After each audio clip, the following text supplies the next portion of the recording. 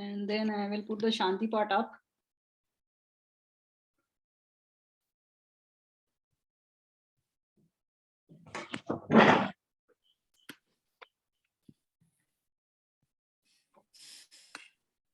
Okay, let us say our prayers first. Om Pranaya Namo. Pranaya Namo.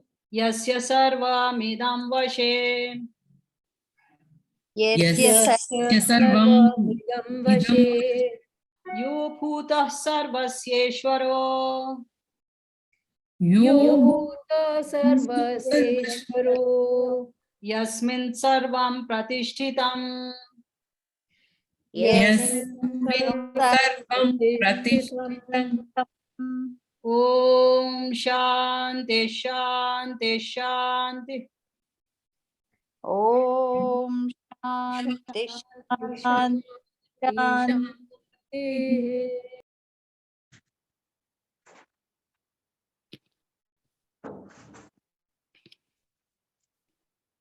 Okay, so are there any questions from last time? You can ask me on anything, even on Vedas, Upanishads, or anything. If you have any kind of doubt, you can ask me. No. Okay. Okay. So I remember, I think you said Bhadram Karnebihi is from Yajur and Rik. Both. Yeah. Both. Yeah.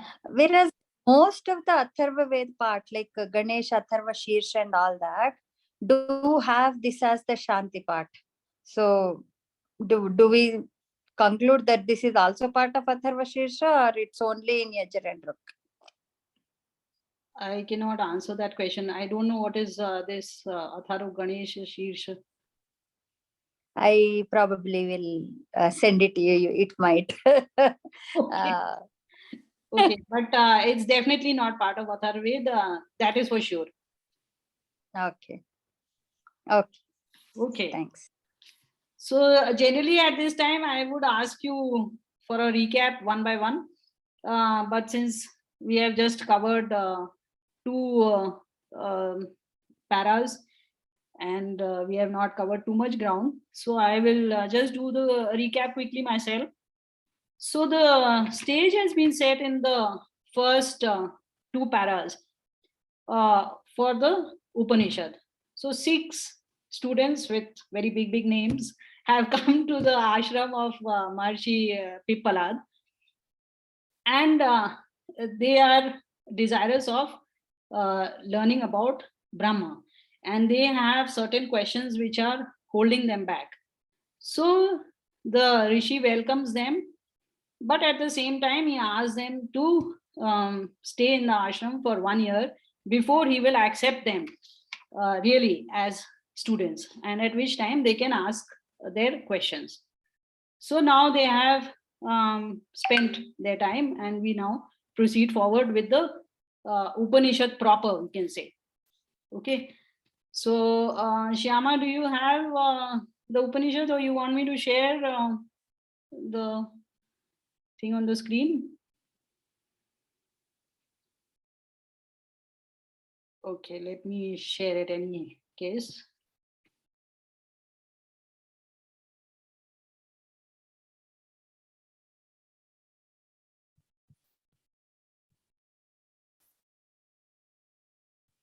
Okay, so now we come to the third para. Please unmute yourself so that we can repeat this. अथ कबंधी कात्यायन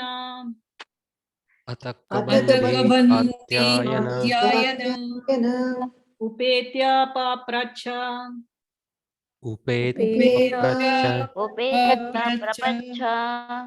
भगवन् कुतो हवा इमाः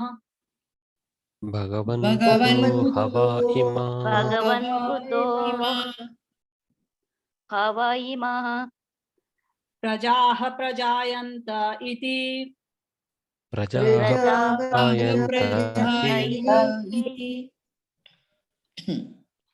we come to Atha.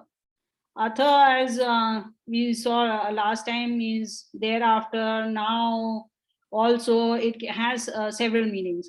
Here it says thereafter. Thereafter meaning after 1 year. Kabandi Katyayana. The Kabandi was the last one who was mentioned. In fact, this is something you will see that the order in which the students were mentioned. Now the Upanishad Kari goes in the reverse order, and so we pick up the last one, that is Kabandi first. And so Kabandi approaches Pipalat first. Of course, all of them come together, but the idea is to say that he is the one who first now asks his question. So he approaches Bhagavan, he approaches Pipalar, and he asks Bhagavan, hey Guru, kutaha ha va imaha prajaha prajayanta. Kutaha. Kutaha means from where. Okay, so which from where have all these praja, all these beings originated, have been born? Okay, so there are several. This is the simple translation. Now, first let us look at this word praja. So ja in Sanskrit, ja means to be born, janma. So those which are born particularly, that is beings, are clubbed together as praja here. You would have heard of Raja Praja, and that praja is the subjects of the king. But that is again a Rudi Shabd. You see, there are two types of words in Sanskrit. One is yogic and one is laukic, or also what we call Rudi. So yogic is that which originates from the origin.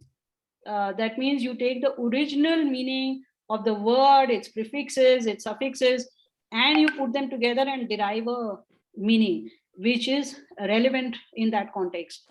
While your laukic meaning is that to which a meaning has been assigned, and that's it.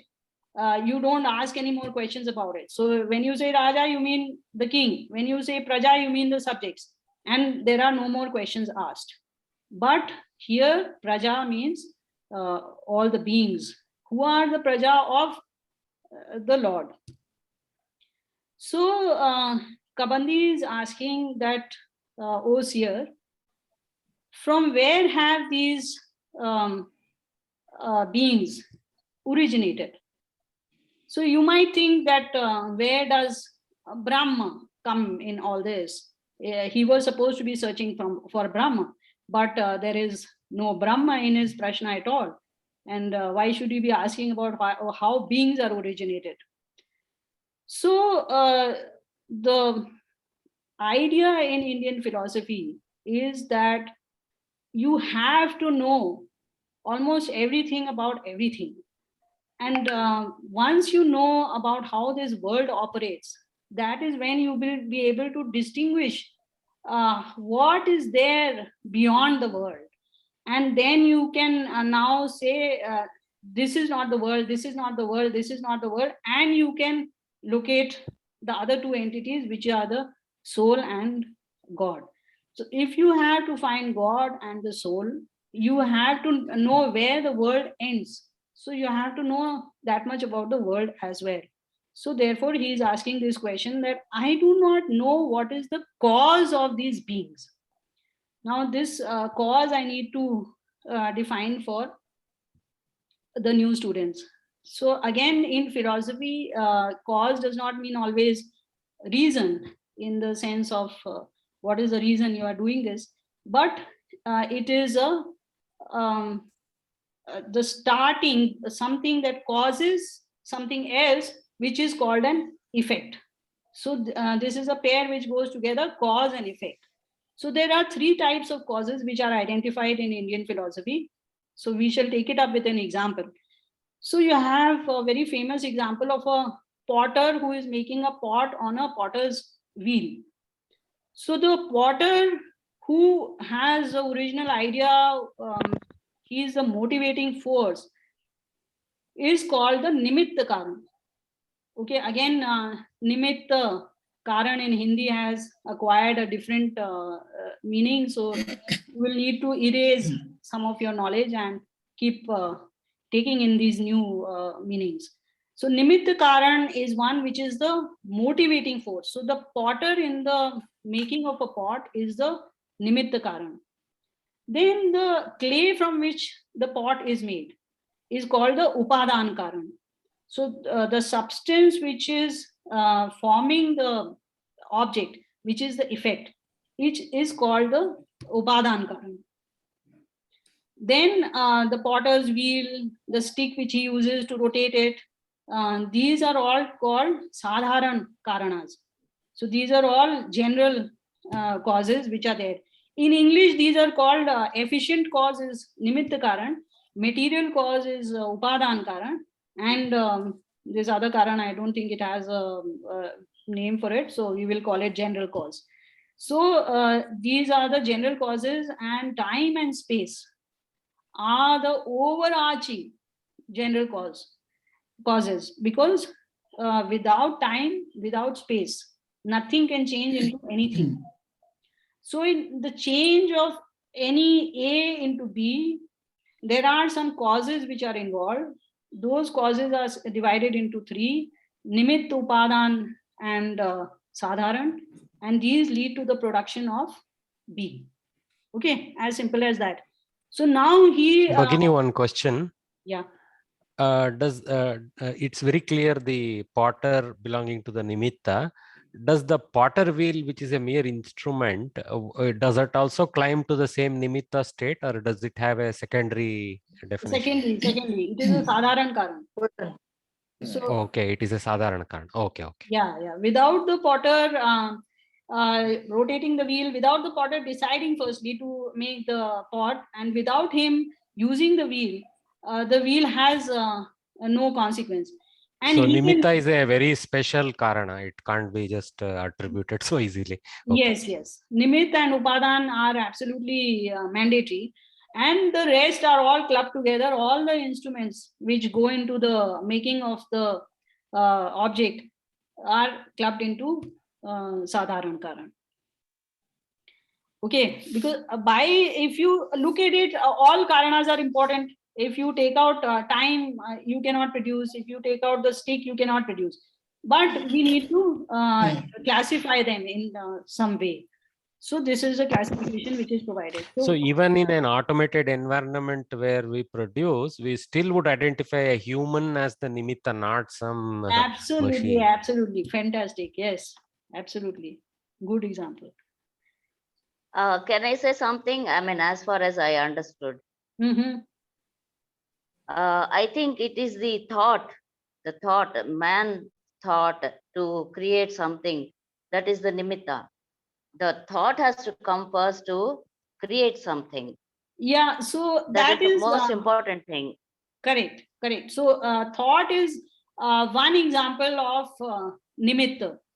But if I have to give you another example, say if the cloud has to produce rain. In that case, there should have been heat before, in order to vaporize the steam which will form the cloud. So the heat also becomes nimitta karan. So it is not always necessary that human thought. It should be a human thought. Yes. So it's if it is sankalp and if it is a motivation, it automatically becomes nimitta karan. But there are certain other nimitta karanas as well, and we will encounter some of these as we are studying this chapter itself. So what I was telling you was that Kabandi is actually asking for the karanas which produce the prajas. Obviously, the praja is being generated. Okay, generated, by the way, is coming from this ja dhatu only.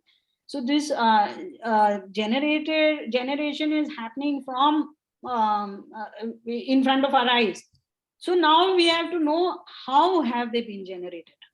Okay, so that is his question. So now please unmute yourself. We will move to the next one. So prajayati is the verb here for to be born. Yes, yes. I mean, so prajayante. So this ja is the dhatu. So you have jayati, jayate, jayan. No, jayate, jayate, jayante. Okay. So it is a atmane padi dhatu. So Okay, pra is jayate. the prefix. Vishesh roop se. What we are okay. looking at is called Yanta Vanta Yalopa. No. Yeah. The Jayante iti, I think Yalopa has happened. Jayantyati iti, it'll Yalopa. Jayanta iti. That is, yeah. Jayante iti. Yeah. But she is asking, I think, about Jayante itself. What does it mean? Yeah. Why the pra is special? Okay. Pra. Special because beings, the production of beings is something special. So that is why Praja and Prajayante. Okay. So next stanza. Tasmai sa hovacha. One second. Okay, just let me take one small break here. Bhagavan kuto hava imaha prajaha prajayanta iti. So here you see again this hava, which I have told you, both mean verily, definitely, certainly. Now even in the question he is saying hava. This is where only, which again after sandhi in front of ima, it has become va.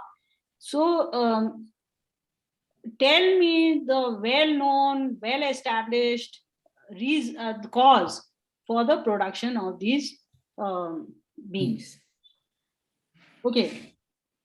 So tasmai sa hovacha. Tasmai sa hovacha. Praja Prajakamo vai prajapatihi. Prajakamo vai prajapatihi. Satapotapyata. Tatapotapyata. Satapastapva.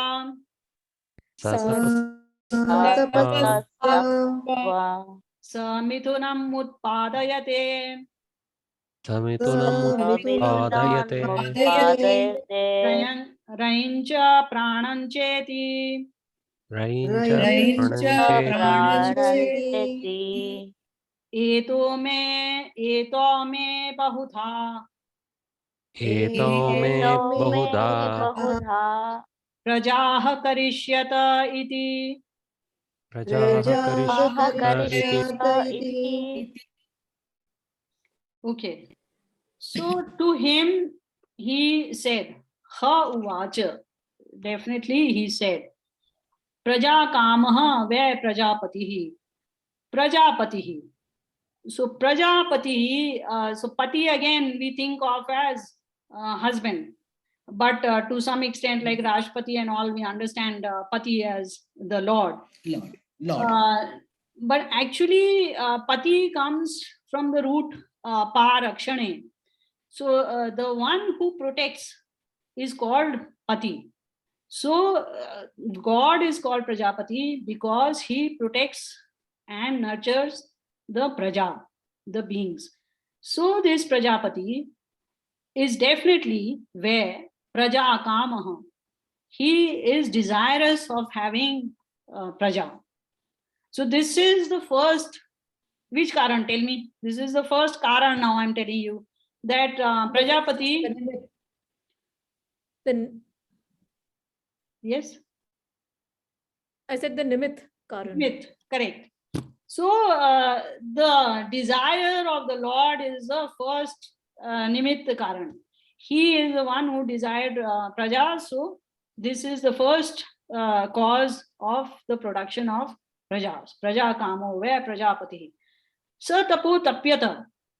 So he does, he puts in a huge effort.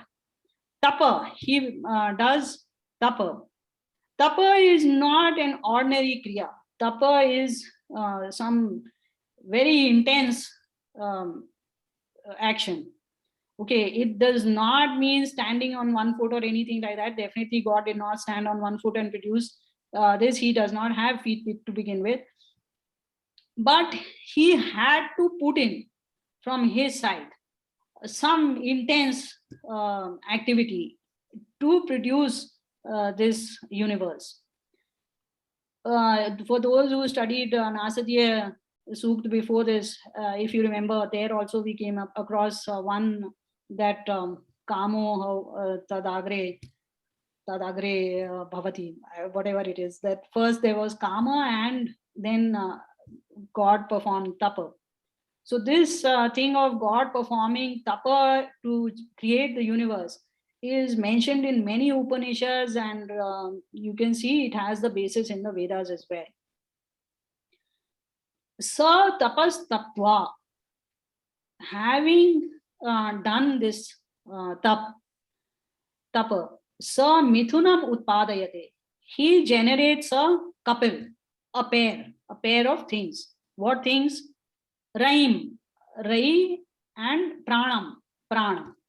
Okay, these two things he produces. एतो में बहुधा प्रजाः करिष्यत इति. Both of these will produce very many type of beings for me. This he thought. Thinking this, he produced these two items, which is Rai and Prana. So Rai means wealth. The literal meaning is wealth. And Prana, the literal meaning is the breath. Or a deeper meaning is the vital life breath. Here, the meanings are a little bit different. So Rai means all material objects. Material means made of, composed of matter. And Prana means all living beings, all things that have life. So in this universe, if you look around you, you can divide it into two types of things. One is the living things and one is the non-living things. Okay, so all non-living things are said to be anyway composed of matter. Okay, so they are material things and they are inanimate. While the creatures which are there, they are made up of Rai plus Prana. We shall see the connection. But here they are being called Prana. Prana denotes life. So this animate part of the universe is called Prana. So given these two, this is the biggest division that you can create in this universe. One material objects and one living things. Okay, and you can see, of course, how many types of material objects we have, how many types of living beings we have. They are all, both of them are countless. So that is what the intention of God was, that with these two things, I will be able to create a universe of infinite variety. Okay. So is Pran here? Is Pran here the soul, or it is something else? Good question.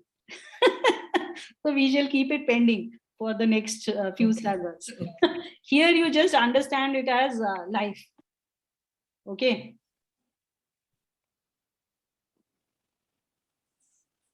Uttara, Yeah. you said Rai is a matter which is not animated. It is Yes. inanimate.